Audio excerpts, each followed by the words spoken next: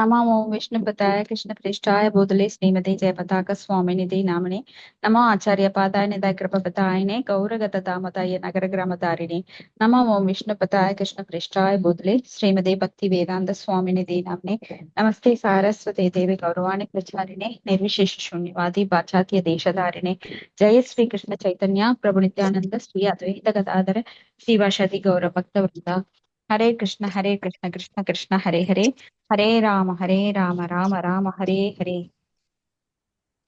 His Divine Grace Bhakti Vedanta Swami Srila Prabhupada Joy. இன்னைக்கு 4வது அத்தியாயம் பகவத்கீதையில 35 ஸ்லோகம். ஆமா மாதாஜி 36 கரெக்டுங்களா? 35 தான் மாதாஜி. 36 தான் நினைக்கிறேன். ஆமா மாதாஜி 36 தான். 36 தான். 36. ஓகேங்க. ஓகே, யாருடைய சத்தம் வருது? யார் போன்ல இருந்து? கிரிக்கேஷ் கேச்சுன்னு. ஓகே, நான் மியூட் பண்ணிடுறேன் எல்லாரையுமே. ஓம் நமோ பகவதே வாசுதேவாய. ஓம் நமோ பகவதே வாசுதேவாய. ஓம் நமோ பகவதே வாசுதேவாய. அபிச்சேதசி பாபேப்ய சர்வேப்ய பாபக்ருத்தமஹ சர்வம் ஞான பலவேனைவ விருஜினம் சந்தரிஷ்யசி. படிட்டாங்க மாதாஜி. படிங்க. பாவிகளில் எல்லாம் பெரும் பாவியாக நீ கருதப்பட்டாலும் உன்னதமான ஞானம் என்னும் படகில் நீ நிலை பெற்று விட்டால் உன்னால் துன்பக் கடலை கடந்துவிட முடியும். பொருளுரை: கிருஷ்ணருடனான ஸ்வரூப நிலையை அறிதல் மிகவும் நல்லது. ஏனெனில் அறியாமை கடலில் நடக்கும் வாழ்வு போராட்டத்திலிருந்து இஃது ஒருவனை உடனடியாக உயர்த்தி விடுகிறது.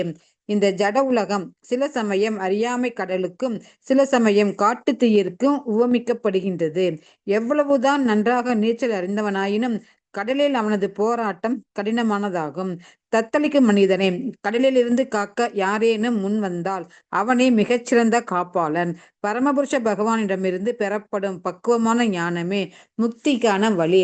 கிருஷ்ண உணர்வு என்னும் படகு மிக எளியதும் மிக சிறந்ததும் ஆகும். ஹரே கிருஷ்ணா மாதாஜி. நன்றி மாதாஜி. ஹரே கிருஷ்ணா. நன்றி மாதாஜி. சோ பல பிறவிகள் எடுத்து நாம பாவிகளிலும் பாவியாக கருதப்பட்டாலும் உன்னதமான ஞானம் என்னும் படகில் நிலை பெற்று விட்டால் நாம் துன்பக்கடலை கடந்து விட முடியும்னு பகவான் கிருஷ்ணர் சொல்றார். சோ எத்தனையோ பிறவிகள் எடுத்தாயிற்று, எத்தனையோ அப்பன்கள், எத்தனையோ அம்மாக்கள். கடற்கரையில மணல் இருக்கும், அதை எண்ண முடியாது. அது போல நம்ம பிறவிகள் எத்தனை பிறவி எடுத்தோன்னு எண்ண முடியாது. நாம் என்னமோ நினைக்கிறோம் இப்பதான் பிறவி எடுத்தோன்னு. ஆனா பல பல பிறவிகளை கடந்து இங்க வந்திருக்கிறோம். புனரபி ஜனனம் புனரபி மரணம் புனரபி ஜனனி ஜடரே சயனம் அப்படின்னு சொல்லி மீண்டும் மீண்டும் பிறவி எடுத்தாயிற்று. ஆனா இப்போ ஞானம் எனும் படகு கிடைச்சிருச்சுன்னு வைங்க, நீங்க நடுக்கடல்ல உங்களை தூக்கி போடுறாங்க. என்னதான் நீங்க நீச்சல் தெரிஞ்சவரா இருந்தாலும், கோல்டு மெடலிஸ்டா இருந்தாலும் நீங்க தனியாக அந்த கடலை கடந்து விட முடியாது. அதுக்கு நம்ம என்ன பண்ணணும்னா, கிருஷ்ணருடைய ஸ்வரூப நிலையை அறிதல் ரொம்ப நல்லது. இப்போ கிருஷ்ணா அப்படின்னு சொன்னா மட்டும் பத்தாது. கிருஷ்ணர் யார், அவருடைய உன்னத தன்மை என்ன? இப்போ நம்ம நிறைய கடவுளை வணங்குறோம். கடவுள்னு சொல்லிட்டு நிறைய பேரை வணங்குறோம். தேவர்களை, சிவபெருமான், முருகா, விநாயகா, இன்னும்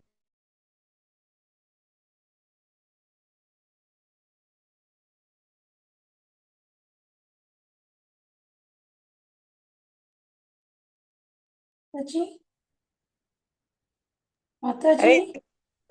கேக்கலிங்க மாதாஜி. அலெக்ஷா மாதாஜி கேக்கலிங்க. கேக்குதா உங்களுக்கு? கேக்கலிங்க மாதாஜி. யாருக்குமே கேக்கலிங்க. மாதாஜி பேசுறது கேக்கலிங்க. கேக்கலிங்க மாதாஜி. ஹரே கிருஷ்ணா. ஹரே கிருஷ்ணா மாதாஜி. போன் ஹரே வந்து கிருஷ்ணா. கேளுங்க. கரண்ட் இது போயிருக்குமா இருக்குங்க மாதாஜி அவங்களுக்கு? வைஃபை தெரியல. கட் ஆகும்னு சொல்லிட்டு இருந்தாங்க.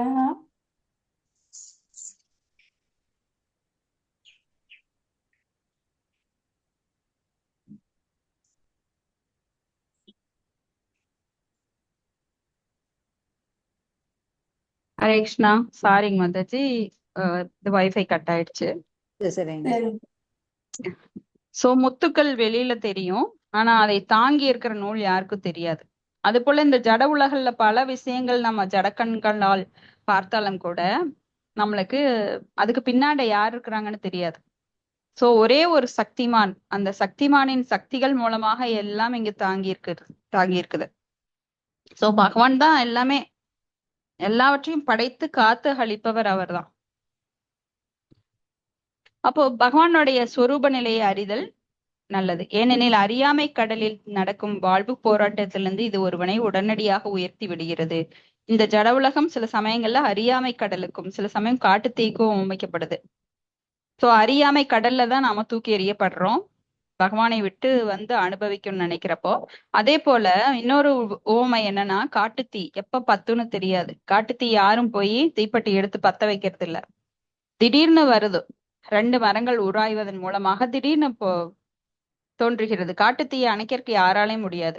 இது வரைக்கும் சயின்டிஸ்ட் என்னவெல்லாம் முயற்சி பண்ணிட்டாங்க. மேல இருந்து ஹெலிகாப்டர் மூலமா மழை தூவுறது, தண்ணி தெளிக்கிறது. ஆனா அந்த தண்ணி வந்து ஒரு இங்க் ஃபில்லர்ல ஊத்துன மாதிரி இருக்கும் அதுக்கெல்லாம், காட்டுத்தீக்கு.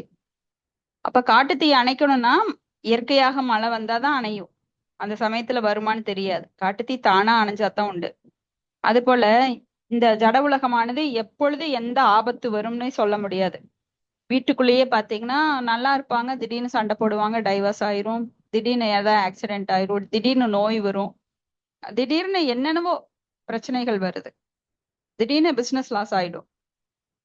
ஏகப்பட்ட இங்க அடைச்சோன்னு வைங்க, இங்கதான் லீக் ஆகுது பைப்ல அப்படின்னு இங்க அடைச்சோம்னா இன்னொரு பக்கம் பொத்துக்கும்.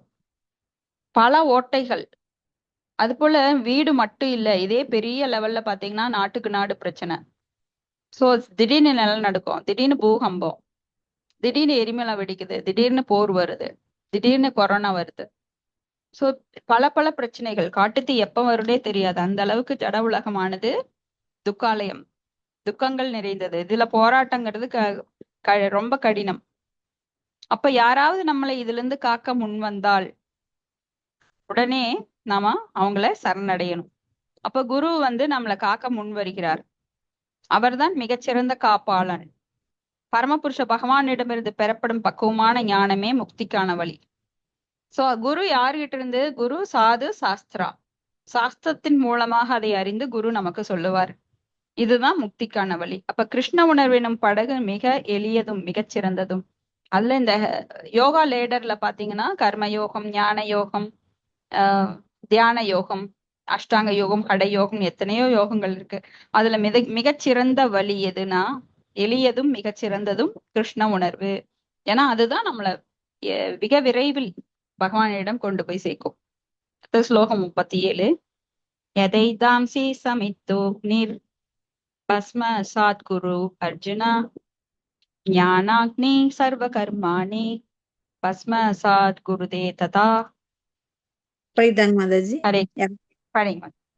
கொழுந்துவிட்டு எரியும் நெருப்பு விறகை சாம்பலாக்குவதைப் போல அர்ஜுனா, ஞான நெருப்பானது ஜட செயல்களின் விளைவுகளை எல்லாம் சாம்பலாக்கி விடுகின்றது. பொருளுரை: ஆத்மா, பரமாத்மா மற்றும் இவர்களுடனான உறவு, இவற்றை பற்றிய பக்குவமான அறிவு இங்கு நெருப்பிற்கு ஒப்பிடப்படுகிறது. இந்த நெருப்பு தீய செயல்களின் விளைவுகளை மட்டும் எரிப்பதோடு அல்லாமல் நற்செயல்களின் விளைவுகளையும் கூட சாம்பலாக்கி விடுகின்றது. உருவாகி கொண்டிருக்கும் விளைவுகள், பழுத்து கொண்டிருக்கும் விளைவுகள், தற்போது அனுபவித்துக் கொண்டிருக்கும் விளைவுகள், எதிர்பார்க்கப்படும் விளைவுகள் என விளைவுகளில் பல நிலைகள் உள்ளன. ஜீவாத்மாவின் ஸ்வரூபத்தை பற்றிய ஞானம் இவ்விளைவுகள் அனைத்தையும் எரித்து சாம்பலாக்கி விடுகின்றது. ஒருவன் பூர்ண ஞானத்தில் இருக்கும்போது தோன்றிய விளைவுகள், தோன்றாத விளைவுகள் என எல்லாமே எரிக்கப்பட்டு விடுகின்றன. உகை வைஷா ஏதே தரத் யம் ருத ஷாத் வாச தூணி. செயல்களின் பாவ புண்ணியங்கள் இரண்டையும் ஒருவன் வெற்றி கொள்கிறான். எனவே வேதம் பிருஹத் ஆரண்யக உபனிஷத் 4.4.22 கூறுகின்றது. ஹரே கிருஷ்ண மாதாஜி. ஹரே கிருஷ்ணா. தேங்க்யூ மாதாஜி. கொழுந்து விட்டு எரியும் நெருப்பு விறகை சாம்பலாக்குறது போல ஞானம் எனும் நெருப்பானது ஜட செயல்களின் விளைவுகள் எல்லாம் சாம்பலாக்கி விடுகிறது. இப்ப யாரு பக்தி தொண்டை கையில் எடுத்துட்டாங்களோ அவங்களுக்கு இந்த செயல்களோட விளைவு சாம்பலாக்கப்படுகின்றது. நெருப்பில் எரிவது போல அதனோட விளைவுகள். இப்ப நீங்க ஒரு செயல் செய்தீங்கன்னா கண்டிப்பா அதுல பிளஸ் ஆர் மைனஸ், நன்மை தீமை புண்ணியம் பாவம் இப்படி ஏதோ ஒன்று உங்களுக்கு கிடைச்சிட்டே இருக்கும். அத வந்து அந்த விளைவுகளை ஞானம் எனும் நெருப்பு என்ன கிருஷ்ண விஞ்ஞானம். ஞானம் அப்படின்னா கிருஷ்ணரை பற்றியது மட்டும்தான் ஞானம். ஜட உலக ஞானம் எல்லாம் கிடையாது. ஐஏஎஸ் படிச்சிருக்கேன், ஐபிஎஸ் படிச்சிருக்கேன், டாக்டரேட் பண்ணியிருக்கேன், எம்பிபிஎஸ் பண்ணியிருக்கேன், இன்ஜினியரிங் பண்ணியிருக்கேன், அதெல்லாம் ஞானம் கிடையாது. ஞானம் என்றால் பௌதிக அறிவு கிடையாது, ஆன்மீக அறிவு. அததான் ஞான சக்ஷு, ஞானத்தின் கண் கொண்டு பார்க்க வேண்டும். யார் மூலமா? குரு மூலமா. சாஸ்திர சக்ஷு, சாஸ்திரத்தின் மூலமாக கிடைப்பதுதான் ஞானம். சோ அதன் கண் கொண்டு பார்க்கணும். அப்ப ஆத்மா பரமாத்மா இவர்களுடனான உறவு பற்றிய பக்குவமான அறிவு இங்கு நெருப்புக்கு ஒப்பிடப்படுது. சோ ஆத்மானா என்ன, பரமாத்மானா என்ன? ஆத்மா வேற பரமாத்மா வேற, ரெண்டுமே ஒண்ணுன்னு சொல்றவங்க அத்வைதவாதிகள். அப்படி கிடையாது, ரெண்டு ஒண்ணு கிடையாது. ஆத்மா வேற, பரம ஆத்மா வேற. பர அப்படின்னா உயர்ந்த. சோ இது பற்றிய பக்குவமான அறிவு. ஆத்மாக்கும் பரமாத்மாவுக்கும் எல்லாம் வித்தியாசம் இருக்கு, இதெல்லாம் நம்ம டிஸ்கஸ் பண்ணிருக்கோம். சோ ஆத்மா அப்படிங்கிறது அது வந்து பகவானுடைய ஒரு சிறிய அங்கத்துணுக்கு. பரமாத்மாவோ மிக பெரியது, பெரியவற்றில் பெரியது. ஆத்மா சிறியவற்றுள் சிறியது. இந்த ஆத்மா பல உடல்களை எடுத்து, அந்த ஜீவராசிகள் 84 லட்சம் உடல்களை மாறி மாறி எடுத்து அதுல சிக்குண்டு தவிக்குது. ஆனா பரமாத்மா அப்படி கிடையாது. அவர் வந்து சச்சித் ஆனந்தம் உடையவர். நம்மளுக்கு இருந்தாலுமே அந்த சச்சித் ஆனந்தம் வெளிப்படுவதில்லை. ஏன்னா நாம பல நிலைகள்ல மூடப்பட்டிருக்கோம். ஆத்மா இப்போ வேற ஒரு உடல்ல இருந்து வேறு உடலுக்கு மாறும்போது தன்னுடைய நிலைமையை, பழைய நிலைமையை மறந்துடுது. நான் எந்த உடல்ல இருந்தேன், என்ன காரியம் பண்ணினேன்னு. ஆனா பரமாத்மா எல்லா உடல்லையும் என்னென்ன செஞ்சாங்க, அவங்களுக்கு தலைவலிச்சா அந்த ஃபீலிங், அதுல இருந்து அவங்க என்ன பாவம் பண்ணினாங்க, என்ன புண்ணியம் பண்ணினாங்க, எல்லாத்தையும் அறிந்து கொள்வார். அவர் வந்து உபதிரஷ்டா ஹனுமந்தா பக்தா போக்தா மகேஸ்வர அப்படின்னு சாட்சியாக இருக்கிறாரு. ஆனா நாம வந்து நம்ம உடல்ல இருக்கிறத மட்டும்தான் அறிய முடியும், நம்ம வழியை மட்டும்தான் அறிய முடியும். இதே நேத்து என்ன நடந்தது, முந்தைய பிறவியில் என்ன நடந்தது அதுவும் தெரியாது, நம்மளுக்கு நாளைக்கு என்ன நடக்க போறதுன்னு தெரியாது.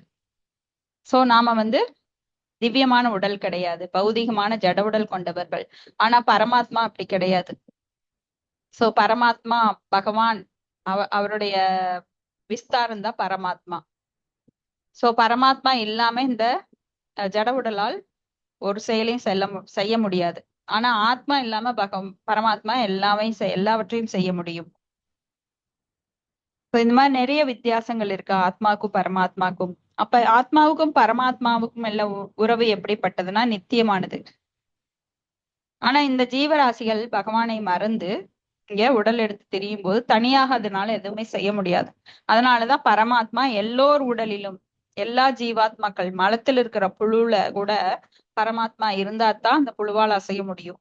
அப்போ எல்லா உடல்களிலும், யானையிலிருந்து அணுவுல இருந்து திமிங்கலம் வரைக்கும் பெரிய பெரிய உடல்கள்ல கூட பரமாத்மா இருக்கார். அதனாலதான் பிராமணே கவி ஹஸ்தே சுனி சைவாச மகாபாகேச பண்டிதாக சமதர்ஷனக. அந்த பண்டிதர்கள் என்ன பண்றாங்கன்னா இந்த ஆத்மாவையும் பரமாத்மாவையும் மட்டுமே எல்லா உடல்கள்லயும் பாக்குறாங்க. அதை போர்த்தி இருக்கிற போர்வையில கிடையாது, எல்லா உடல்லையும் ஆத்மாவையும் பரமாத்மாவையும் பாக்குறாங்க. அப்ப இந்த நாம் செய்கின்ற அந்த செயல்களோட விளைவுகளை இந்த ஞானம் எனும் நெருப்பு அழித்து விடுகிறது, கிருஷ்ண விஞ்ஞானம். அப்ப இந்த நெருப்பு தீய செயல்களின் விளைவுகளை மட்டும் எரிப்பதோடு இல்லாம நற்செயல்களின் விளைவுகளையும் கூட சாம்பலாக்கிடுது. இப்ப நல்லது மட்டும் வேணும், என் பாக்கெட்ல இருக்கிறது எனக்கு, உன் பாக்கெட்ல இருக்கிறது எனக்கு அப்படின்னு சொல்ல முடியாது. சோ இங்க வந்து நல்லது மட்டும் நான் எடுத்துக்கிறேன், கெட்டதெல்லாம் ஓ பகவானே நான் உனக்கு எல்லாமே பண்ணினேன், எனக்கே கெட்டது நடக்குது. நல்லது வந்துட்டா பகவானை நினைக்கவே மாட்டாங்க, என்ஜாய் பண்ணிட்டு இருப்பாங்க. அப்ப இந்த மனிதர்கள் நல்லது நடக்கிறப்ப பகவானை மறந்துட்டு கெட்டது நடக்கிறப்ப மட்டும் நீ ஏன் எனக்கு இப்படி தண்டனை கொடுக்குற, நான் உனக்கு எத்தனை தேங்காய் உடைச்சேன், எத்தனை பூஜை பண்ணன, பாலாபிஷேகம் பண்ண, நெய்யபிஷேகம் பண்ண, உனக்கு நகை போட்ட, மகுடம் கிரீடம் வச்ச அப்படின்லாம் நினைப்பாங்க. அப்படி கிடையாது இங்க. அப்போ நல்ல செயல்கள் விளைவு அப்படின்னா நிறைய புண்ணியம் பண்ணியிருப்போம். இப்ப பகவானை வழிபடும் போது ரெண்டுமே இல்லைன்னா தான் நம்ம பகவானோட லோகத்துக்கு போக முடியும். இப்ப ஒண்ணு மட்டும் பண்ணினீங்க, புண்ணியம் மட்டும் பண்ணி பாவ கணக்கு மட்டும் கொடுத்துட்டீங்கன்னு வைங்க, மறுபடியும் பிறவி எடுக்கணும். ஏன்னா பாவ கணக்கு அப்படி கொடுக்க முடியாது. ரெண்டுமே கண்டிப்பா வரும். நல்லது கெட்டது, மேடு பள்ளம். அப்படி வாழ்க்கையில எல்லாருமே நல்லதையும் அனுபவிப்போம், கெட்டதையும் அனுபவிப்போம். அது ஏன்னா அதனோட விளைவுகள், நாம் முன் செய்த வினைகள் நமக்கு வந்து இப்ப வருது. நாம விதைச்ச விதை வந்து இப்பதான் பழுத்திருக்கு, அதை அனுபவிக்கிறோம். அப்ப இது பல நிலைகள்ல நாம பெறுகிறோம். கூடம், பீஜம், பிராவர்த்த, அப்பிராவர்த்த அப்படிங்கிற பல நிலைவுகள்ல. அதாவது நம்ம முதல்ல செஞ்சது விதைக்கப்பட்டிருக்கு. இப்ப வந்து அந்த விதை பெருசாகி அது செடியாகி மரமாகி பூவாகி காயாகி அப்புறம் பழமாகி அனுபவிக்கிறது ஒரு நிலை. இன்னொரு நிலை வந்து இன்னும் அந்த செடியாய் நிக்குது, காயாய் நிக்குது, இன்னும் பழுக்கணும், அது இனிமே தான் அனுபவிப்போம். இன்னொன்னு வந்து செடியா இருக்கு, இன்னொன்னு வந்து விதையா இருக்கு. இப்போ நீங்க பல விதைகளை விதைச்சா கூட சிலதெல்லாம் முளைக்கும் மலைக்கு, சிலதெல்லாம் பூமிக்குள்ளேயே இருக்கும். அது என்ன ஆகும்னா கொஞ்ச நாள் கழிச்சு முளைக்கும். அது மாதிரி நாம் செய்த செயல்களோட விளைவுகள் அப்படியே பூமியிலிருந்து வர்ற மாதிரி இந்த விதைகள் முளைச்சு முளைச்சு வர்ற மாதிரி நமக்கு கொஞ்சம் கொஞ்சமா வந்துட்டே இருக்கும். அதனாலதான் நம்மளுக்கு தொடர்கதையாக துன்பங்கள் வந்து கொண்டே இருக்கிறது. எப்ப இன்பத்தை அனுபவிக்கிறோமோ அதே போல துன்பமும் தானாக வருது. நம்ம நினைச்சிட்டு இருப்போம் நாளைக்கெல்லாம் நல்லது நடக்கும். இப்ப சனி போயிடுச்சா, அப்பாடா உட்கார்ந்தவங்க யார் இருக்கிறா. நீங்க ஜாதகத்தை கொண்டு போனீங்கன்னா அடுத்தது உங்களுக்கு செவ்வாய் தோஷம், செவ்வாய் நீச்சத்துல இருக்காரு. அப்புறம் சரி செவ்வாய் போயிருச்சு. அப்புறம் ஜாதகத்தை கொண்டு போனீங்கன்னா உங்களுக்கு புதன் சரியில்லை, அதனால கொஞ்சம் கஷ்டம், இன்னும் 2 வருஷம் பொறுத்துக்கோங்க. அப்புறம் ஜாதகத்தை கொண்டு போங்கன்னா அவன் குரு சரியில்லை, குரு உட்கார்ந்து இருக்கிற இடம் நீச்சமா இருக்கு, அதனால கொஞ்சம் ஆக்சிடென்ட் வரும். இப்படியே காலம் ஃபுல்லா ராகு சரியில்லை, கேது சரியில்லை, இந்த நவகிரகங்கள்ல உங்களுக்கு ஏதாவது ஒண்ணு சரியில்லைன்னு சொல்லிட்டே இருப்பாங்க. எதனாலனா நம்ம செய்த வினைகளுக்கு ஏற்ப அந்த கட்டங்கள் அதுல உக்காண்டு இருப்பாங்க. ஒவ்வொரு தேவர்களும் அவங்க வந்து நம்மளுக்கு தொந்தரவு கொடுத்துட்டே இருப்பாங்க. ஏன்னா நாம அவங்களோட கட்டளை என்ன, அவங்க பணியை அவங்க சரிவர செய்யணும். அவங்க வேணும்னால நம்மளுக்கு கொடுக்கறது இல்ல. ஹோட்டல்ல போய் நாம ஒரு 2 இட்லி ஆர்டர் பண்ணா நம்மளுக்கு 2 இட்லி தான் கொடுப்பாங்க. சோ நாம சொன்னதை அவங்க செய்யறாங்க, நாம செஞ்சதை அவங்க கொடுக்குறாங்க. இது இயற்கையோட சட்டம். பகவான் இதுல தலையிடுறது இல்ல. அதனால நம்ம கஷ்டம் வரும்போது பகவானை சாட முடியாது. ஏன்னா நான் செய்த செயலுக்கு தீதும் நன்றும் பிறன் தரவாரா. நம்மளோட நிழல் எப்படி வரும், நம்ம கூடவே தான் வரும். ஆனா நீங்க எப்ப பக்தி மார்க்கத்தை எடுக்கிறீர்களோ அப்ப அந்த செயல்களின் விளைவுகள் எரிக்கப்பட்டு விடுகிறது. அப்ப நீங்க வந்து கஷ்டத்தை ரொம்ப எல்லாம் அனுபவிக்க வேண்டாம். அப்ப பகவானோட கண்ட்ரோல்ல நீங்க போயிட்டீங்கன்னா மாயாவோட கண்ட்ரோல்ல இருந்து கஷ்டத்தை விலகுது. ஆனா பகவானோட கண்ட்ரோல்ல போகும்போது வேற விதமா வரும், பக்தர்களுக்கும் துன்பம் வரும்.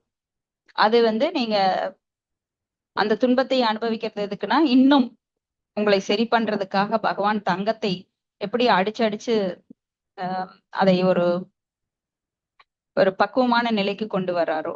இப்ப டைமண்ட் செதுக்கத்தான் அது வந்து பளிச்சுன்னு மிளிரும். அது போல பக்தர்கள் அவங்களுடைய கர்மாவை இப்ப வந்து ஒருத்தர் சரணடைஞ்ச உடனே எல்லா கர்மாவும் அப்படியே பளிச்சுன்னு போய் அவங்க இன்பத்தை அனுபவிக்கிறாங்கன்னா அப்போ கண்டிப்பா அவங்க உணர மாட்டாங்க. சோ தலைக்கு வர்றது தலைப்பாகையோட போகுன்ற மாதிரி அவங்களுக்கும் கஷ்டம் வரும். ஆனா அது பகவானுடைய அந்தரங்க சக்தியில, வெளிப்புற சக்தியினால, மாயாவோட சக்தியினால கிடையாது, அந்தரங்க சக்தியினால ஆட்கொள்ளப்பட்டு அது பகவானால் கொடுக்கப்படுறது. அது பக்தர்களுக்கும் பகவானுக்கும் உள்ள உறவு. ஆனா மாயையினால கொடுக்கப்படுறது நம்மளுக்கு போலீஸ்காரங்களை வச்சு அடிக்கிற மாதிரி. இப்ப அம்மா அடிச்சா எப்படி இருக்கும் அது மாதிரி பக்தர்களுக்கு வர்றது. ஆனா வெளியில அபக்தர்களுக்கு வர்றது எப்படின்னா போலீஸ் ஸ்டேஷன்ல வச்சு உதைக்கிற மாதிரி. மாயாதேவி அவங்கள உதைச்சிட்டே இருப்பாங்க, பல ஜென்மங்கள்ல வாங்கி அப்புறம் பகுநாம் ஜென்மனாம் அந்த ஞானவான் மாம் பிரபத்தியதே அப்படின்னு வரவங்க நிறைய பேர் இருக்காங்க. சோ பூரண ஞானத்தில் இருக்கும்போது தோன்றிய விளைவுகள் தோன்றாத விளைவுகள் என எல்லாமே எரிக்கப்பட்டு விடுகிறது. ஏன்னா உள்ள இருக்கிற விதைக்கோட எரிஞ்சிருதான் பக்தி தொண்டு பண்ணும்போது. இது ஒன்றும் ஸ்லோ ப்ராசஸ் கிடையாது, ஒரே ஷாட்ல. இப்ப ஒவ்வொன்னா எடுத்து தீப்பத்த வைக்க வேண்டியது இல்ல. பகவான் நினைச்சாருன்னா உள்ள இருக்கிற விதையில இருந்து வரப்போறது, இனி வந்தது, இனிமேல் அனுபவிச்சது வந்து கழிஞ்சதுன்னு வைங்க, இப்படியாக எல்லாமே எரிக்கப்பட்டு விடுகிறது. இப்போ ஒரு டேங்க்ல வந்து நீர் சேமித்து வைக்கிறோம். அப்போ கீழே வர்ற ஒரு பைப் இருக்கு. அந்த கீழே வர்றது வந்து சேர்த்து வச்ச அந்த நீரை நாம் இப்ப அனுபவிக்கிறோம். இனி போற நீரை வந்து பின்னாடி கீழே அந்த பைப் வழியா வரும். சோ இப்ப போறது எது? நாம் செய்யற செயல்களுடைய விளைவுகள் அங்க பைப்ல இன்புட்டா போகுது. அவுட்புட் வந்து அங்க சேர்ந்து இருக்கிறது, டேங்க்ல இருக்கிறது அவுட்புட்டா வருது. அதை நாம இப்ப அனுபவிக்கிறோம். குளிக்கிறோம், பாத்திரம் தேய்க்கிறோம், அந்த மாதிரி விளைவுகளை நாம அனுபவிச்சுட்டு இருக்கிறோம் டெய்லி. ஏதாவது ஒரு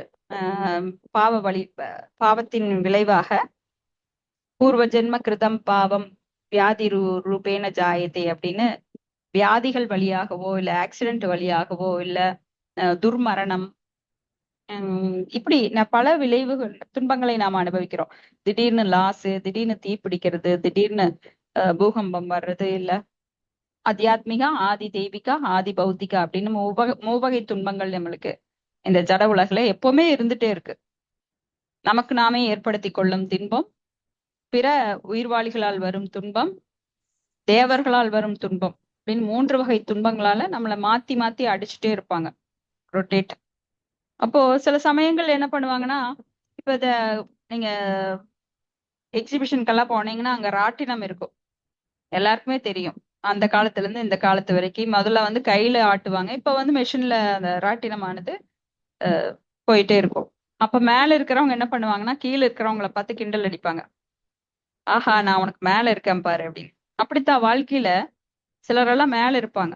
அது வந்து இது நிரந்தரமானது கிடையாது. அவங்க ஒரு காலத்துல என்ன ஆவாங்கன்னா திடீர்னு கீழே வந்துருவாங்க. அப்ப கீழே இருக்கிறவங்க வந்து மேல போயிருவாங்க. அவங்க இவங்கள பார்த்து சிரிப்பாங்க, எப்படி நான் மேல வந்துட்டேன் பாத்தியா அப்படின்னு கை காட்டி சிரிச்சிட்டு இருப்பாங்க. அது போலத்தான் வாழ்க்கையில மேல கீழே அப்படின்னு வர்றது எல்லாமே எதுவுமே இங்க நித்தியமானது கிடையாது. இந்த வாழ்க்கையில பலர் மேல போலாம், திடீர்னு பல்ட்டி அடிச்சு கீழே வந்துடலாம், கீழே இருக்கிறவங்க மேல போலாம். இப்படி இந்த உலகமானது மாறிக்கொண்டே இருக்கிறது. அதாவது இங்க நித்தியமானது எதுவும் கிடையாது. அனித்தியம் அசூகம், சுகம்ங்கிறது கிடையாது, இது துக்காலயம். அனித்தியம் அசூகம் லோகம். சோ ரொம்ப ஜாக்கிரதையா இருக்கணும். அப்ப இந்த பாப புண்ணியங்கள் ரெண்டையும் ஒருவன் செயல்களின் மூலமாக கிருஷ்ண பக்தியின் மூலமாக வெற்றி கொள்ள வேண்டும் அப்படின்னு வேதம் சொல்லுது. அடுத்தது 38வது ஸ்லோகம். நஹி ஞானேன சத்ருஷம் பவித்ரம் இஹ வித்யதே தத் ஸ்வயம் யோக சம்சித்த காலேனாத்மனி வித்ததி. படிக்கிற மாதாஜி. ஹரே கிருஷ்ணா. இவ்வுலகில் உன்னத ஞானத்தை போல சிறந்ததும் தூய்மையானதும் வேறொன்றும் இல்லை. இத்தகு ஞானமே எல்லா யோகங்களின் முற்றிய பலமாகும். பக்தி தொண்டின் பயிற்சியினால் இதை அடைந்தவன் காலப்போக்கில் இந்த ஞானத்தை தன்னில் அனுபவிக்கிறான். பொருளுரை. உன்னத ஞானத்தை பற்றி நாம் பேசுகையில் ஆன்மீக உணர்வின் அடிப்படையில் பேசுகின்றோம். உன்னத ஞானத்தை போன்று தூய்மையானதும் சிறந்ததும் வேறு எதுவும் இல்லை. அறியாமையே நமது பிணைப்பிற்கு காரணம், ஞானமே நமது முக்திக்கு காரணம். இந்த ஞானம் பக்தி தொண்டின் பழுத்த பலமாகும். உன்னத ஞானத்தில் நிலை பெறும் போது அமைதியை வேறெங்கும் தேட வேண்டிய அவசியம் இல்லை. ஏனெனில் ஒருவன் அமைதியை தன்னிலே அனுபவிக்கிறான். வேறு விதமாக கூறினால் ஞானமும் அமைதியும் கிருஷ்ண உணர்வில் முற்று பெறுகின்றன. இதுவே கீதையின் இறுதி முடிவு. ஹரே கிருஷ்ண மாதாஜி. நன்றி மாதாஜி. ஹரே கிருஷ்ணா. நன்றி மாதாஜி. சோ இந்த உன்னத அறிவு அப்படிங்கிற 4வது அத்தியாயத்துல பகவான் இதையே சிறந்தது அப்படின்னு சொல்றாரு. உன்னத அறிவுனா என்னன்னா கிருஷ்ண உணர்வே உன்னத அறிவு. அதுலதான் மிகச்சிறந்த ஞானம் நம்மளுக்கு கிடைக்குது. பவித்ரம் இதம் உத்தமம்.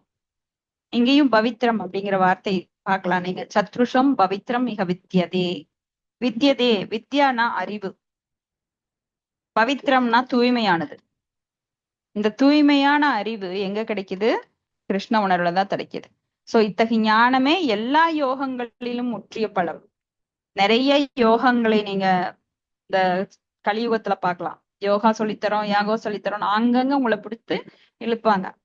ஆனா உன்னதமான யோகம் எதுன்னா கிருஷ்ண உணர்வில் யோகமே சிறந்த யோகம். அதுதான் பக்தி தொண்டு. சோ இந்த பக்தி தொண்டின் பயிற்சியினால் இதனை அடைந்தவன் காலப்போக்கில் இந்த ஞானத்தை தன்னில் அனுபவிக்கின்றான். சோ நம்ம எல்லாருமே அனுபவிக்கிறோம்னு பிறந்திருக்கிறோம். சோ இன்பம் எங்கே அப்படின்னு எல்லாம் எங்கே நிம்மதின்னு தேடிட்டு இருக்கிறோம்.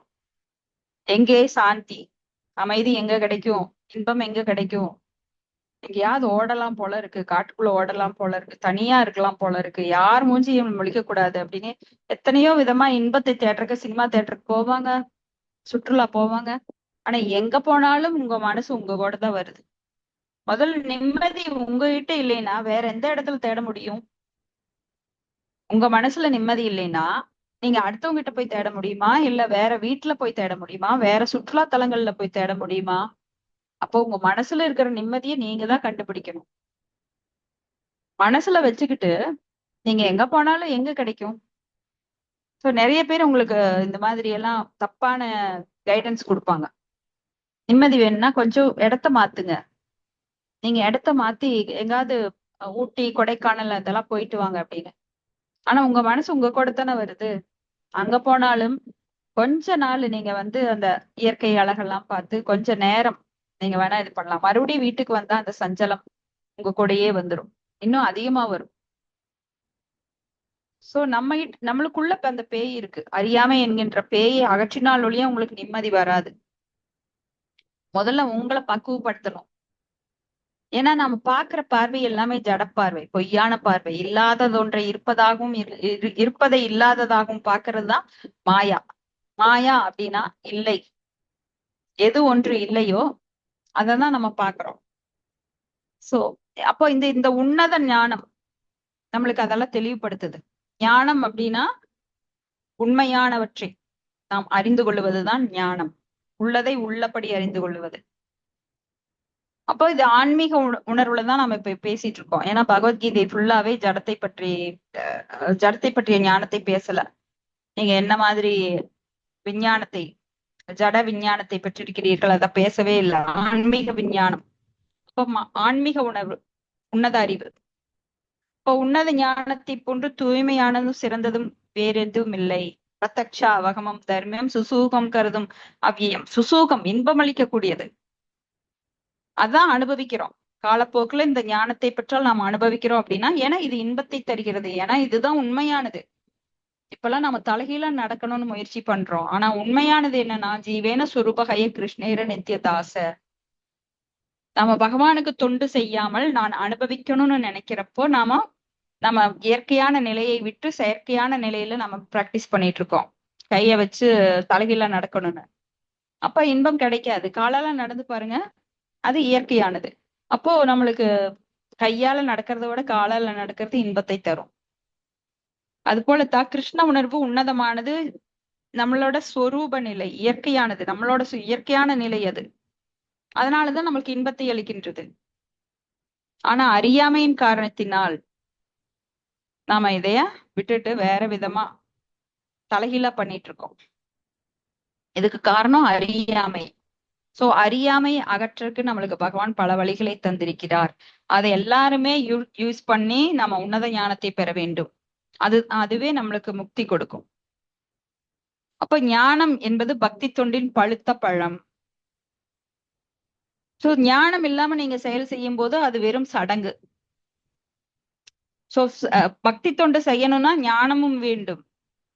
இப்ப ஞானத்தில் நிலை பெறும் போது அமைதி வேறெங்கும் தேட வேண்டிய அவசியம் கிடையாது. உங்களுக்குள்ள இருக்கு அமைதி, நீங்க வெளியில போய் தேட வேண்டுங்கிற அவசியமே கிடையாது. அப்ப வந்து அவன் அமைதியை தன்னிலேயே அனுபவிக்கிறான். வேறு விதமாக கூறினால் ஞானமும் அமைதியும் கிருஷ்ண உணர்வில் முற்று பெறுகின்றன. இதுதான் கீதையோட இறுதி முடிவு.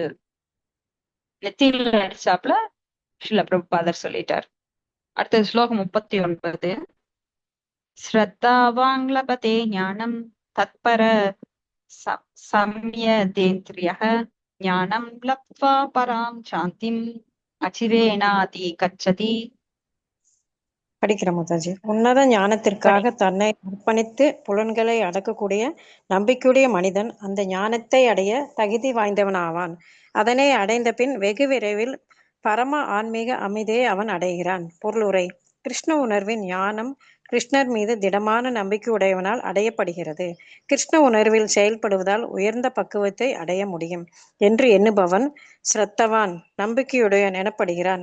இதயத்தை எல்லா பௌதிக கலங்கங்களிலிருந்தும் தூய்மைப்படுத்தக்கூடிய ஹரே கிருஷ்ணா கிருஷ்ண கிருஷ்ணா ஹரே ஹரே, ஹரே ராமா ராம ராம ஹரே ஹரே என்னும் மந்திரத்தை உச்சரிப்பதாலும் பக்தி தொண்டினை பயிற்சி செய்வதாலும் இந்த நம்பிக்கை அடையப்படுகின்றது. இது மட்டுமின்றி புலன்களை கட்டுப்படுத்தி ஆக வேண்டும். கிருஷ்ணரின் மீது நம்பிக்கை கொண்டு புலன்களை அடக்குபவன் தாமதமின்றி கிருஷ்ண உணர்வில் ஞானத்தை எளிதாக பக்குவத்தை அடைய முடியும். ஹரே கிருஷ்ணா மாதாஜி. நன்றி மாதாஜி. ஹரே கிருஷ்ணா. தேங்க்யூ மாதாஜி. சோ கிருஷ்ணரின் மீது திடமான நம்பிக்கையுடையவனால் அடையப்படுகிறது. ஞானம் எப்படி கிடைக்கும்னா, ததாமி புக்தி யோகம் தம் ஏனமாம் உபயாந்திதே அப்படிங்கிறார். இப்ப பகவானுக்கு சரணடைந்தால் கண்டிப்பா பக்தர்களோட சங்கத்துக்கு அவரே ஏற்பாடு பண்றாரு, அந்த ஞானத்தை கொடுக்கிறாரு, பகவத்கீதை படிக்க வைக்கிறாரு, பாகவதத்தை படிக்க வைக்கிறாரு. அந்த நேரத்தை ஒதுக்குவதற்கு அவங்களுக்கு உள்ள இருந்து பரமாத்மாவாக இருந்து சைத்திய குருவாக, வெளியில நம்மளுக்கு நிறைய குரு இருக்காங்க, நாம அப்படி கூட குரு கிடைக்கலனா சைத்திய குருவாக, சன்ன அப்படின்னா மறைக்கப்பட்ட, வெளியில தெரிய மாட்டார். அப்ப குரு வந்து உள்ளேயே இருந்து நம்மளுக்கு குருவாக இருந்து பகவான் வந்து வழிகாட்டுறார். அப்ப அந்த நம்பிக்கை, கிருஷ்ணர் மீது திடமான நம்பிக்கை அவனுக்கு வரும்போது பக்குவத்தை அடைய முடியும். அதுதான் ஸ்ரத்தா, முதல் ஸ்டேஜ் நம்பிக்கை. ஏன்னா நம்பிக்கை இல்லாம எந்த ஃபீல்டுலயும் போனாலும் நீங்க ஜெயிக்க முடியாது. ஒரு கணவன் மனைவி மேல கணவனுக்கோ, கணவன் மேல மனைவிக்கோ, இல்ல குழந்தைகள் மேல பெற்றோருக்கோ, பெற்றோர் மீது குழந்தைகளுக்கோ நம்பிக்கை இல்லைனாலோ, இல்ல ஒரு தொழில்ல நம்பிக்கை இல்ல, பார்ட்னர் கிட்ட நம்பிக்கை இல்ல, இல்ல இந்த தொழில நான் வெற்றி பெறுவேன் என்கின்ற நம்பிக்கை இல்லாமல் நீங்க செஞ்சாலோ, இல்ல ஒரு படிக்கும் போது நான் பாஸ் ஆவேன்னு நம்பிக்கை இல்லாம படிச்சாலோ, இப்படி எங்க வேணாலும் உங்களுக்கு வந்து நம்பிக்கையோட தான் நாம முதல்ல கால் எடுத்து வைக்கிறோம். அப்ப ஆன்மீகத்துல இது ரொம்ப முக்கியமானது. பகவான் மேல நம்பிக்கையுடன் ஸ்ரத்தா, இந்த ஸ்ரத்தை முதல்ல வேணும். அப்ப இதயத்துல இருக்கிற எல்லா பௌதிக களங்கங்களிலிருந்தும் தூய்மைப்படுத்தக்கூடிய ஹரே கிருஷ்ண கிருஷ்ண கிருஷ்ண ஹரே ஹரே, ஹரே ராம ராம ராம ஹரே ஹரே என்கின்ற மந்திரத்தை தொடர்ந்து உச்சரித்து நம்ம பக்தி தொண்டினை பயிற்சி செய்வதால் இந்த நம்பிக்கை அடையப்படுகிறது. அது மட்டும் இல்லாம புலன்களை கட்டுப்படுத்தணும். எப்படி ஆமை தன் கூட்டுக்குள் எல்லா புலன்களையும் இழுத்துக் கொள்கிறதோ, அது போல படிப்படியாக கிருஷ்ண உணர்வுல நம்மளுக்கு நாமம் வந்து நம்மளுக்கு இதயத்தை தூய்மைப்படுத்தும் போது, அப்போ அந்த உணர்வு தூய்மையாக்கப்படுகின்றது நாமத்தின் மூலமாக. அப்ப படிப்படியா என்ன பண்றான், புலன்களை கட்டுப்படுத்த ஆரம்பிக்கிறான். அவன் கட்டுப்படுத்த வேண்டிய அவசியம் இல்ல, உள்ள இருந்து பகவானே. ஏன்னா அவர்தான் ரிஷிகேன சேவனம். அப்போ அந்த ரிஷிகேஷன் புலன்களை அடக்கக்கூடியவராக அந்த பகவான். ஏன்னா நாம நினைச்சா அடக்க முடியாது. பகவான்கிட்ட சரணடையும் போது அவரே நம்ம புலன்களை அடக்குறார். அப்போ கிருஷ்ணரின் மீது நம்பிக்கை கொண்டு புலன்களை அடக்குபவன் தாமதமின்றி கிருஷ்ண உணர்வில் ஞானத்தில் எளிதாக பக்குவத்தை அடைய முடியும். புலன்கள்ல ரொம்ப முக்கியமானது எது? மனம். மனதை யாரால அதை அடக்க முடியுமா? ஒரு 5 நிமிஷம் சும்மா இருங்க, மனசுல ஒண்ணும் வரக்கூடாது, சூன்யமா இருக்கணும். அப்படின்னா அப்பதான் எல்லா விஷயங்களும் மனசுக்குள்ள வரும். சோ அந்த மனதை கட்டுப்படுத்துவது எப்படி? கிருஷ்ணரை பற்றி இப்ப நாம் பேசி கொண்டிருக்கிறோம். நம்ம மனசுல எந்த சிந்தனையும் கிடையாது. கிருஷ்ணா கிருஷ்ணா கிருஷ்ணா, ஓ இப்படியெல்லாம் பண்ணணுமா, இப்படியெல்லாம் சொல்லியிருக்காரா? ஏன்னா பகவானுடைய வார்த்தைகள் ரொம்ப ரொம்ப சக்தி வாய்ந்தவை. பகவத்கீதையில படிக்கிற ஒவ்வொரு சொற்களும் மிகுந்த சக்தி வாய்ந்தவை. அது வந்து நம்ம மனச அவ்வளவு தெளிவாக அதை கட்டி வைக்குது. சோ புலன்களை அடக்கிறது ரொம்ப எளிமையான வழி கிடையாது, கடினமானது. ஆனா கிருஷ்ணர்கிட்ட அதை கொடுக்கும்போது சரணாகதிக்கு தகுந்த மாதிரி பகவான் அதுக்கு கட்டுப்படுத்துகிறார், கடிவாளம் போடுறார். இப்ப நீங்க குதிரை, மாடு, எருது எல்லாம் ஓட்டிட்டு போவாங்க வண்டியில. அப்ப என்ன பண்ணுவாங்கன்னா, அதனோட வாய்க்கு ஒரு கடிவாளம் போட்டிருப்பாங்க, ஒரு பின்னல் மாதிரி போட்டு வாயை கட்டி வச்சிருப்பாங்க குதிரைக்கெல்லாம். ஏன்னா அது போகும்போது பச்சை பசையல்னு புல்லெல்லாம் பார்த்ததுன்னா அந்த வண்டியை இழுத்துட்டு போய் அங்க மேய ஆரம்பிச்சிடும். சோ அந்த மாதிரி கடிவாளம் எல்லாருக்குமே வேணும். அப்ப எப்படி நாமெல்லாம் அது மாதிரி போட்டுக்க முடியுமா? அப்படி கிடையாது. அப்ப மனிதர்கள் 6 அறிவு கொண்டவர்கள். விலங்குகள்லாம் 5 அறிவு, 4 அறிவு, 3 அறிவு, 2 அறிவு, ஓரறிவு அப்படின்னு கூட நிறைய இருக்கு. ஆனா மனிதர்கள் 6 அறிவு கொண்டவர்கள். அவங்க புலன்களை கட்டுப்படுத்த என்ன பண்ணணும்னா பகவான் கிருஷ்ணரின் மீது பக்தி தொண்டு செய்ய வேண்டும். மிருகங்களுக்கெல்லாம் சொன்னா தெரியுமா? ஹரே கிருஷ்ண மந்திரம் சொல்லு, தானா கட்டுக்குள்ள வந்துரும் புலன்கள் அப்படின்னா தெரியாது. சோ நம்பிக்கையுடன் ஹரே கிருஷ்ண மந்திரத்தை, ஏன்னா இந்த நாமத்துக்கு எந்த கட்டுப்பாடும் கிடையாது. ஸ்மரணே நான் காலே, எந்த நேரத்திலயும் ஸ்மரன் பண்ணலாம், சொல்லிட்டே இருக்கலாம். டாய்லெட்ல இருக்கும்போது கூட 24 மணி நேரமும் எந்த கட்டுப்பாட்டு விதியும் கிடையாது. சோ இந்த புனித நாமத்தை தொடர்ந்து சொல்லும் போது நம்மளோட மனசுக்குள்ள இருக்கிற அழுக்கெல்லாம் தூய்மைப்படுத்தப்பட்டு நம் உணர்வுகள் மேம்படுகின்றது. அதன் மூலமாக நாம் கிருஷ்ணரிடம் சரணடைய மிக எளிதாக, அந்த ஸ்ரத்தையுடன் செய்யும் போது மிக எளிதாக பகவான் நம்மளுக்கு அடுத்தடுத்து அடுத்தடுத்து டெவலப்மெண்ட் தந்துட்டே இருக்காரு. இந்த ப்ரோக்ரஸ் வந்து நம்மளுக்கு உயர்ந்துட்டே போகுது. அதன் மூலமா நம்ம எலவேட் ஆயிட்டே இருக்கிறோம், உயர்ந்த நிலைக்கு வந்துட்டே இருக்கோம். ஸ்லோகம் 40. அக்ஞஸ்ச ஸ்ரத்ததானச்ச சம்சயாத்மா வினஷ்யதி நாயம் லோகோ அஸ்தி ந பரோ ந சுகம் சம்சயாத்மனஹ. ஹரே கிருஷ்ணா. ஆனால் சாஸ்திரங்களை சந்தேகிக்கும் நம்பிக்கையற்ற முட்டாள் மனிதர்கள் இறை உணர்வை அடைவதில்லை. அவர்கள் வீழ்ச்சி அடைகின்றனர். சந்தேகம் கொள்ளும் ஆத்மாவிற்கு இவ்வுலகிலோ மறு உலகிலோ இன்பம் இல்லை. பொருளுரை: தரமான அதிகாரப்பூர்வமான சாஸ்திரங்களில் பகவத்கீதையே மிகவும் சிறந்ததாகும். மிருகங்களைப் போல இருக்கும் மனிதர்களுக்கு சாஸ்திரத்தின் மீது நம்பிக்கையோ சாஸ்திர ஞானமோ இல்லை. சிலர் சாஸ்திரங்களை பற்றி அறிந்திருந்தாலும் அவற்றின் சில பகுதிகளை மேற்கோள் காட்ட முடிந்தாலும் அச்சொற்களில் அவர்களுக்கு நம்பிக்கை இல்லை. வேறு சிலர் பகவத்கீதையை போன்ற சாஸ்திரங்களில் நம்பிக்கை வைத்திருந்தாலும் புருஷோத்தமரான பகவான் ஸ்ரீ கிருஷ்ணரின் வழிபாட்டில் நம்பிக்கை கொள்வதில்லை. அத்தகைய நபர்கள் கிருஷ்ண உணர்வில் நிலைத்திருக்க இயலாது. அவர்கள் வீழ்ச்சி அடைகின்றனர். மேலே குறிப்பிட்ட நபர்களில் நம்பிக்கையின்றி எப்போதும் சந்தேகத்தில் உணர்பவர்கள் எவ்வித முன்னேற்றமும் அடைவதில்லை. கடவுளிடம் அவரது சொற்களிலும் நம்பிக்கையற்ற மனிதர்கள் இவ்வுலகிலோ மறு உலகிலோ எந்த நன்மையும் அடைவதில்லை. அவர்களுக்கு சுகம் என்பதே இல்லை என்று கூறலாம். எனவே சாஸ்திரங்களில் கொடுக்கப்பட்டுள்ள கொள்கைகளை நம்பிக்கையுடன் பின்பற்றி ஞானத்தின் நிலைக்கு உயர்வு பெற வேண்டும். இந்த ஞானம் மட்டுமே ஆன்மீக விஷயங்களை புரிந்து கொள்வதற்கான உன்னத தளத்திற்கு ஒருவனை உயர்த்தக்கூடியது. வேறு விதமாக கூறினால், சந்தேகமுடைய நபர்களுக்கு ஆன்மீக விடுதலைக்கான வாய்ப்பு சிறிதும் இல்லை. எனவே சீட பரம்பரையில் வரும் சிறந்த ஆச்சாரியர்களின் அடிச்சுவட்டை பின்பற்றி வெற்றியடைய வேண்டும். ஹரே கிருஷ்ணா மாதாஜி. நன்றி மாதாஜி. ஹரே கிருஷ்ணா. ஹரே கிருஷ்ணா. நன்றி மாதாஜி. சோ சாஸ்திரங்களை சந்தேகிக்கும் நம்பிக்கையற்ற முட்டாள் மனிதர்கள் இறை உணர்வை அடைவதில்லை. சோ அக்ஞ அப்படின்னா சாஸ்திர ஞானம், ஞானம் அப்படின்னா அதுக்கு ஆப்போசிட் அக்ஞா. சோ அஸ்திரஸ்தான அப்படின்னா சாஸ்திரங்களில் நம்பிக்கையற்ற. வினஷ்யதி, நம்பிக்கையற்றவன் என்னாகிறான்? வீழ்ச்சி அடைகிறான். வினஷ்யதி. சோ அவனுக்கு பர அப்படிங்கிற மறுவாழ்வில் அதுல கூட நம்பிக்கை இல்லை. சோ அத்தகையப்பட்ட சம்சய அப்படின்னா சந்தேகம் கொண்ட மனிதன் அவன் வந்து மறு உலகிலும் இன்பம் பெறுவதில்லை. சாஸ்திரங்கள் எப்படிப்பட்டது? நம் தாயை போன்றது. சோ சாஸ்திரங்கள் படிதான் நாம நடக்கணும். சாஸ்திரங்கள் தான் பகவான் நம்மளுக்கு கொடுத்த சட்ட புத்தகம்.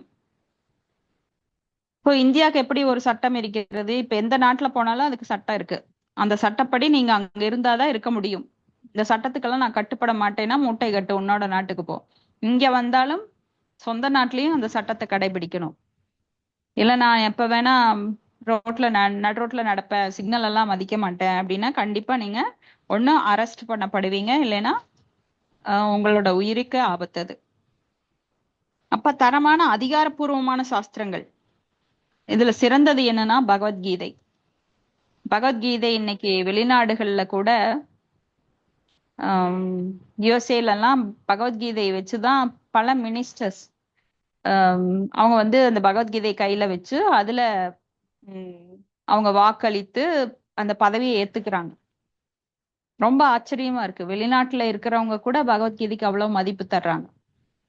ஆனா நம்ம நாட்டுல வந்து ஒவ்வொரு இந்த சனாதன தர்மத்தை பின்பற்றக்கூடியவர்களும் பகவத்கீதைய கண்டிப்பா படிக்கணும், அதை புரிஞ்சுக்கணும். அப்பதான் நாம வந்து நம்ம வாழ்க்கையை மேம்படுத்த முடியும். இல்லைன்னா இருந்த நிலையை விட இன்னும் ஆழமாக கீழே கீழே கீழே கீழே போயிட்டே இருப்போம். ஏன்னா பகவத்கீதை படிக்காதவங்க, அந்த ஞானம் இல்லாதவங்க யாருமே உயர முடியாது. வாழ்க்கையில உயர்வு அப்படின்னா பௌதிகமான உயர்வு கிடையாது, அதெல்லாம் நிலையற்றது. ஆனால் நிலைத்த அறிவு இந்த ஞானமே. அதைத்தான் இப்ப நம்ம பார்த்தோம். சோ ஞானத்தில் இந்த விஞ்ஞானம், விஞ்ஞானம் கிடையாது, ஆன்மீக ஞானம். இது மட்டுமே நம்ம வந்து மனித வாழ்க்கையிலிருந்து எப்படி உயர்வது அப்படிங்கிறத நம்மளுக்கு சொல்லுது. பகவானால் அளிக்கப்பட்ட இந்த சட்டமானது எந்த காலத்திற்கு முடியாது, கோடாடு கோடா ஆண்டுகளுக்கு முன்னாடியும், பல மில்லியன் ஆண்டுகளுக்கு முன்னாடியும். இமம் விவஸ்வதே யோகம் புரோக்தவான் அகம் அவ்யயம் விவஸ்வான் மனவே பிரகர் மனு இஸ்வாகவே அப்ரவீத் அப்படின்னு படிக்கிறோம். இப்ப பகவான் தான் இந்த ஞானத்தை எந்த காலத்துக்கும் சொல்லித் தர்றார். சூரிய பகவான் அவருக்கு முதல்ல உபதேசித்து, அப்புறம் பரம்பரையா ஏவம் பரம்பரா பிராப்தம் இமம் ராஜசையோ விதுக அப்படின்னு ராஜாக்கள் மூலமாக அது அப்படியே கீழிறங்கி வந்தது. ஆனா ஒரு கட்டத்துல எப்படி நிலவு தேயற மாதிரி சில விஷயங்கள் தேஞ்சு போகும். அதை மறுபடியும் புதுப்பிப்பதற்காக அர்ஜுனன் மூலமாக இந்த ஞானத்தை கொடுக்கிறார். ஆனா மனிதர்களுக்கோ சாஸ்திரம் மீதோ சாஸ்திர ஞானம் மீதோ நம்பிக்கை இல்லை. சிலர் சாஸ்திரங்களை பற்றி அறிந்திருந்தாலும் அவற்றின் சில பகுதிகளை மேற்கோள் காட்ட முடிந்தாலும் அதுல அவங்களுக்கு நம்பிக்கை இல்லை. இப்படி பலவிதமான மக்கள் சாஸ்திரங்களை வந்து பெரும் பண்டிதர்களாக படிச்சு மட்டும் வச்சிருப்பாங்க. அது வந்து ஸ்மார்த்த பிராமணர்கள் அந்த மாதிரி சடங்கு மட்டுமே அதுல செய்வாங்க சாஸ்திரங்கள்ல. சிலர் வந்து நம்பிக்கை வச்சிருந்தாலும் புருஷோத்தமர் பகவான் கிருஷ்ணர் தான் முழுமுதற் கடவுள்ங்கிறது ஒத்துக்கிறது கிடையாது. இப்படி பல நிலைகள்ல அதனால அவங்க எல்லாம் வீழ்ச்சி அடைகிறாங்க. இப்படி சந்தேகத்தில் உழல்பவர்கள் முன்னேற்றம் அடைவதில்லை. ஏன்னா கடவுளிடமும் அவரது சொற்களிலும் நம்பிக்கையற்ற மனிதர்கள் இந்த உலகிலோ மறு உலகிலோ எந்த நன்மையும் அடைவதில்லை. அவங்களுக்கு சுகம் என்பதே இல்லைன்னு சொல்லலாம். ஏன்னா அந்த சாஸ்திர கொள்கைகளை பின்பற்றி தான் ஞானத்தின் நிலைக்கு உயர்வு பெற வேண்டும். அந்த ஞானம் மட்டுமே ஆன்மீக விஷயங்களை புரிந்து கொள்வதற்கான உன்னத தளத்திற்கு ஒருவனை உயர்த்த முடியும். சோ சந்தேகமுடைய நபர்களுக்கு ஆன்மீக விடுதலைக்கான வாய்ப்பு சிறிதும் இல்லை. சோ சந்தேகப்படுற குடும்பத்துல என்னைக்காவது நிம்மதி இருக்குமா? அமைதியே இருக்காது. சோ எதை செஞ்சாலும் சந்தேக பார்வையோட பார்த்தா எப்படி இருக்கும் அந்த இடத்துல? அங்க சாந்திங்கிறதுக்கே வேலை கிடையாது. அப்போ சீடப்பரம்பரையில் வரும் சிறந்த ஆச்சாரியர்களின் அடிச்சுவற்றை பின்பற்றி நாம் வெற்றி அடைய வேண்டும். ஏன்னா ஆச்சாரியர்கள் எல்லாம் சாஸ்திரங்கள்ல முழுமையான ஞானம் உடையவர்கள், சிறந்த அறிஞர்களா இருப்பாங்க. ஆனா இந்த சதுர்வேதி திரிவேதி அப்படின்னு சாஸ்திரங்களை மட்டும் படிச்சுட்டு பரமபுருஷ பகவானை விட்டு விலகிறவங்க, அவங்களுக்கு வந்து கண்டிப்பா எந்த பயனும் கிடையாது. ஒரு சமயம் சில பிரபுபாதர்கிட்ட ஃபாரின் சீடர் ஒருத்தர் கேக்குறாரு, நீங்க வந்து இப்படி எல்லாம் சொல்றீங்கல்ல, அப்போ இந்த இந்த மாதிரி சொர்க்க லோகம் இல்ல பகவானோட லோகம் அதெல்லாம் இல்லைன்னா என்ன பண்ணுவீங்க அப்படின்னு. அப்போ சில பிரபுபாதர் கேக்குறாரு, அதெல்லாம் இல்லைன்னா எங்களுக்கு பிரச்சனை கிடையாது. ஏன்னா நீதி நியாயம் தர்மம் இதுல எல்லாம் உங்களுக்கு நம்பிக்கை இல்ல, சாஸ்திரம் மேல நம்பிக்கை இல்ல. அப்போ அப்படி இருந்தால் நீங்க என்ன பண்ணுவீங்க? சோ இப்ப இருக்கிறத வந்து சரி அப்படியே நான் கடவுளோட லோகத்துக்கு போகல, நல்லபடியா வாழ்ந்து ஒரு தர்மத்தின் படி வாழ்ந்துட்டோம், அடுத்தவங்களுக்கு தொல்லை கொடுக்காம. ஆனா நீங்க என்ன வேணா பண்ணலாங்கிற அயோக்கித்தனம். இப்ப ஒரு ஒரு அறிஞர் சொல்லியிருப்பாரு, அறிஞர்னு ஒரு மூடர் சொல்லியிருப்பாரு, ஒரு பால் சாப்பிடணும் அப்படின்னா நெய் பால் எல்லாம் சாப்பிடணும்னா எப்படி வேணா யார வேணா கொள்ளையடிச்சு அடிச்சு புடிச்சு திருடி அதை சாப்பிடலாம். ஏன்னா இந்த வாழ்க்கை இதோட முடிஞ்சு போகுது, இதுக்கப்புறம் வாழ்க்கை கிடையாது. அதனால உங்களுக்கு பாவ விளைவுகள்லாம் வராது. இப்படி எல்லாம் ஒரு பித்துன்னு தத்துவங்களை பேசுறவங்க நிறைய பேர் இருக்காங்க. அப்படி இருக்கிறப்பல இருந்தா நாம எல்லாம் இத்தனை வேறுபாடுகள் நம்மளுக்குள்ள இருக்கு. சிலருக்கெல்லாம் பிறக்கும் போதே நல்ல ஒரு பெரிய குடும்பத்துல அந்தஸ்தான குடும்பத்துல பிறந்து பாரு, ஒரு நாய்க்குட்டி கூட கார்ல ஏசி கார்ல போகும். ஆனா சிலரெல்லாம் பிறக்கும் போதே வந்து அம்மா இறந்துருவா, அப்பா ஆக்சிடென்ட்ல போயிருவான், அனாதையா பிறக்கும், பல கஷ்டங்களை துன்பங்களை அனுபவிச்சு அது மேல வளர்ந்துட்டு வரும். இப்போ ஏன் ஒவ்வொருத்தருக்கும் ஒவ்வொரு மாதிரி இப்படி பல விதங்கள்ல ஏன் இப்படி நடக்குதுங்கிறதெல்லாம் அவங்க திங்க் பண்ணவே மாட்டாங்க. அவ்வளவுதான் முடிஞ்சது, நாம இந்த உடலை விட்டு மறைந்தால் அவ்வளவுதான் எல்லாமே அப்படின்னு எல்லாமே முடிஞ்சதுன்னு நினைக்கிறாங்க. இப்படி எல்லாம் தத்து பித்துன்னு தத்துவங்கள் எல்லாம் சொல்றவங்க மக்களை குழப்பி மீன் பிடிக்கிறவங்க அவங்க லாபத்துக்கு. சோ இதுல எல்லாம் யாரும் நம்பிக்கை கொள்ளக்கூடாது. அடுத்த ஸ்லோகம் 41. யோக சந்நியஸ்த கர்மணாம் ஞான சஞ்சின்ன சம்சயம் ஆத்மவந்தம் ந கர்மாணி நிபத்னந்தி தனஞ்சய. படிட்டாங்க மாதாஜி. படை மாதாஜி. மாதாஜி எனவே படிங்க அறியாமையால் படிட்டு உன் இதயத்தில் மாதாஜி. எழுந்த இது எவனொருவன் 41 மாதாஜி. எவனொருவன் தனது செயல்களின் பலனை துறந்து பக்தி தொண்டில் ஈடுபடுகின்றானோ, எவனொருவனது சந்தேகங்கள் உன்னத ஞானத்தால் நீக்கப்பட்டு விட்டனவோ, அவன் தன்னில் நிலை பெற்றிருப்பது உறுதி. செல்வத்தை வெல்பவனோ இவ்வாறாக அவன் செயல்களின் விளைவுகளால் பந்தப்படுவதில்லை. செல்வத்தின் வெல்வோனே மாதாஜி, செல்வத்தை வெல்வோனே. அர்ஜுனன் எப்படி சொல்றார்? ஆமா ஆமா செல்வத்தை வெல்லும் அர்ஜுனன் தான். சரி சரி. இவ்வாறாக அவன் செயல்களின் விளைவுகளால் பந்தப்படுவதில்லை. பொருளுரை. பரமபுருஷ பகவானால் உபதேசிக்கப்பட்டபடி பகவத்கீதையின் அறிவுரைகளை பின்பற்றுபவன் உன்னத ஞானத்தின் கருணையால் எல்லாவித சந்தேகங்களிலிருந்தும் விடுபடுகின்றான். முழு கிருஷ்ண உணர்வில் இருக்கும் பகவானின் அம்சமான அவன் ஏற்கனவே தன்னுணர்வில் நிலை பெற்றுள்ளான். எனவே அவன் சந்தேகமின்றி செயல்களில் பந்தத்திற்கு அப்பாற்பட்டவன். ஹரே கிருஷ்ணா மாதாஜி. நன்றி மாதாஜி. ஹரே கிருஷ்ணா. தேங்க்யூ மாதாஜி. சோ எவனொருவன் செயல்களின் பலன்களை துறந்து பக்தி தொண்டில் ஈடுபடுகிறானோ, எவனொருவனது சந்தேகங்கள் உன்னத ஞானத்தினால் நீக்கப்பட்டுள்ளனவோ, அவன் தன்னில் நிலை பெற்றிருப்பது உறுதி. சோ தன்னில் நிலை பெற்றிருப்பது அப்படின்னா தன்னுணர்வுல தன்னை அறிந்தவன். முதல்ல அடுத்தவங்களை பத்தி தெரிஞ்சுக்கிறதுக்கு நாம ரொம்ப ஆர்வமா இருப்போம். அவன் இப்படி அப்படி எல்லாம் சொல்றது ஒரு பக்கம் இருக்கட்டும், நான் யார் அது யாராவது இந்த உலகத்துல முதல்ல கண்டுபிடிக்கிறோமா? கிடையாது. சோ அந்த தன்னுணர்வு, நான் யார், உடல் அல்ல ஆத்மா. சோ அவனுக்கு வந்து செயல்களின் பலன்களை துறந்து பக்தி தொண்டில் நான் யாருங்கிறது, தன்னுணர்வுங்கிறது முதல் நிலை. அதுக்கப்புறம் என்ன ஆகணும்? எல்லா சந்தேகங்களையும் போக்கும் அளவுக்கு அவன் ஞானத்தை தேடி கண்டுபிடிச்சு அதை அடைய வேண்டும். ஒரு குருவை தேடி தத்வித்தி பிரதிபாதேன பணி பிரஸ்னேன சேவையா உபதேசந்தி தே ஞானம் ஞானின தத்துவ தர்ஷனக அப்படின்னு ஒரு குருவை அடைந்து பரம்பரா போனஃபைடு ஸ்பிரிச்சுவல் மாஸ்டர் பரம்பரை வழியில் வரும் குருவை அடைந்து அந்த சந்தேகத்தை எல்லாம் போக்கிக்கணும். ஏன்னா சந்தேகம் அப்படிங்கிறது ஒரு அசுரன். மனதுல சந்தேகம் இருந்ததுன்னா நம்மள உயர்வுக்கு கொண்டு வராது. அப்போ எல்லா சந்தேகங்கள் இப்படியே பல சமயங்கள்ல நாம வானத்தை பார்த்துட்டு அப்படியே மல்லாக்கப்படுத்திட்டு ஏன் பிறந்த, ஏன் இத்தனை கஷ்டம் அப்படின்னு சொல்லி நிறைய யோசிக்கிறவங்க இருக்காங்க. நாம எல்லாமே யோசிச்சிருக்கோம் இல்லைங்களா? எதுக்காக நம்மளுக்கு துன்பம் வருது, ஏன் இன்பம் வந்தா நிலைக்கிறது இல்லை, ஏன் மரணம் அடையிறாங்க, யாரு எங்க போறோம் மரணத்துக்கு அப்புறம், மறு உடல் இருக்கா, மறுபிறவி இருக்கா, பூதம் பேய் அப்படிங்கறதெல்லாம் நிஜமா? இதெல்லாம் எவ்வளவோ கேள்விகள் நம்மளுக்கு முதல்ல இருந்திருக்கு. ஆனா இப்போ அந்த ஞானம், பக்குவமான ஞானம் நம்மளுக்கெல்லாம் பகவான் சத்சங்கத்தின் மூலமா கொடுக்கிறார். சோ அதனால சந்தேகங்கள் நீக்கப்படுகின்றது. அப்படி சந்தேகங்கள் நீக்கப்பட்டு பக்தி தொண்டில் ஈடுபடும் போது அவன் வந்து தன்னில் நிலை பெறுவது உறுதி. அதனால அவன் செயலின் விளைவுகளால் பாதிக்கப்படுவதில்லை. ஏன்னா நாம் எல்லாருமே இப்ப கிருஷ்ணருடைய தொண்டுல ஈடுபட்டிருக்கோம். எதை செஞ்சாலும் கிருஷ்ணருக்கு ஆஃபர் பண்ணி சாப்பிடுறதுமே, எது கிடைச்சாலும் அது பகவானுடைய தயையினால கிடைக்குது, எது கிடைக்கலையோ அது பகவானால் நம்மளுக்கு ஒதுக்கப்பட்டு இருக்கிறது. ஏன்னா ஒரு பெத்த தாய்க்கு தெரியும் என் குழந்தைக்கு எப்ப பசிக்கும், எவ்வளவு கொடுக்கணும், எது கொடுத்தா நல்லது, எந்த நேரத்துல கொடுக்கணும், எல்லாமே தெரியும். சோ பகவான் வந்து நமக்கு காப்பாளர். நமக்கு எந்த நேரத்துல எதை கொடுக்கணும், எவ்வளவு கொடுக்கணும் எல்லாம் தெரியும். அப்போ பகவானால் உபதேசிக்கப்பட்டபடி பகவத்கீதையின் அறிவுரைகளை பின்பற்றுபவன் உன்னத ஞானத்தின் கருணையினால் எல்லா சந்தேகத்திலிருந்து விடுபடுகிறான். சந்தேகங்கிறது நம்மளுக்கு இப்ப ஒரு பாடம் உங்களுக்கு நடத்துனாங்க 10th, இப்ப மார்க் நிறைய வரணும்.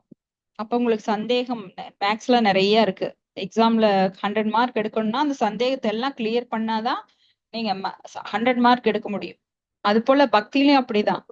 சந்தேகம் இருக்கு அப்படின்னா ஞானமோ அந்த பக்குவமோ இல்ல விடுதலையோ கிடைக்காது. சந்தேகத்தை எல்லாம் நிவர்த்தி பண்ணணும். எப்படி? தூய பக்தர்கள் சங்கத்தின் மூலமாக. முழு கிருஷ்ண உணர்வில் இருக்கும் பகவானின் அம்சமானவன் ஏற்கனவே தன்னுள் நிலை பெற்று விட்டான். எனவே அவன் சந்தேகமின்றி செயல்களின் பந்தத்திற்கு அப்பாற்பட்டவன். சோ செயல்கள்ல என்ன வரும்? விளைவுகள் வரும். அது நம்மளை பந்தப்படுத்தும். நல்லது அப்படின்னா மறுபடி பிறவி எடுக்கணும். அப்புறம் பந்தம் மறுபடியும் அதுல கட்டுண்டவன் ஆகி விடுவான். அப்ப அதுக்கெல்லாம் அப்பாற்பட்டவனாகின்றான் பக்தன். சோ இதோட முடிச்சுக்கலாம்.